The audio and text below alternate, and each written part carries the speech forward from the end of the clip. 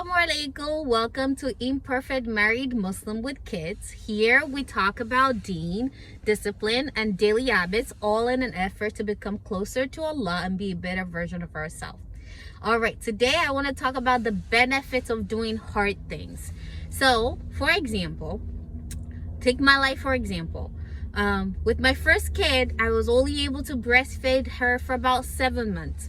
And about 7 months, I was tired. Everybody said, it's okay. Breastfeeding is really hard. It's okay. If you want to quit.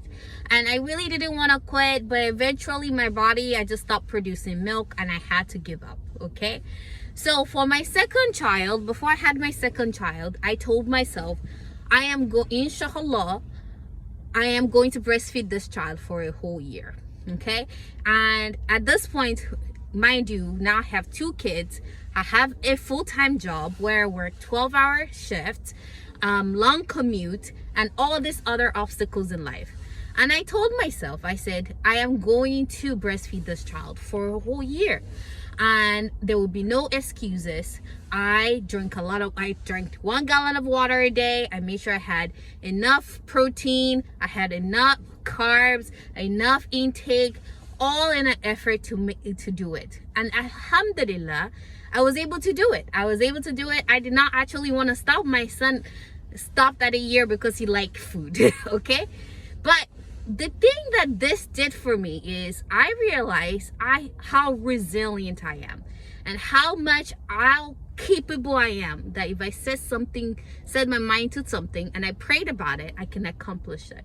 This then snowballed to other aspects of my life. You know, there are tasks we all have in our mind that we just think is really hard to do. For example, for me is losing weight, keeping my house clean, being an organized person. I've always just identified as this is something hard for me to do. But because I was able to stay on task and accomplish this breastfeeding for a whole year, I just said, okay, what else can I do? You know, I started a weight loss journey. I lost 30 pounds. And I start walking 10K steps in a day. It's insane. And my life didn't get less busy. If anything, it got more busy. But this gave me confidence to do other things. So why am I saying this? I want you to make Salah and being able to complete your 5 Salah, the hard things you do this year. And when you do it, you'll be amazed how things will open up in other aspects of your life, and things will just get better in other aspects of your life.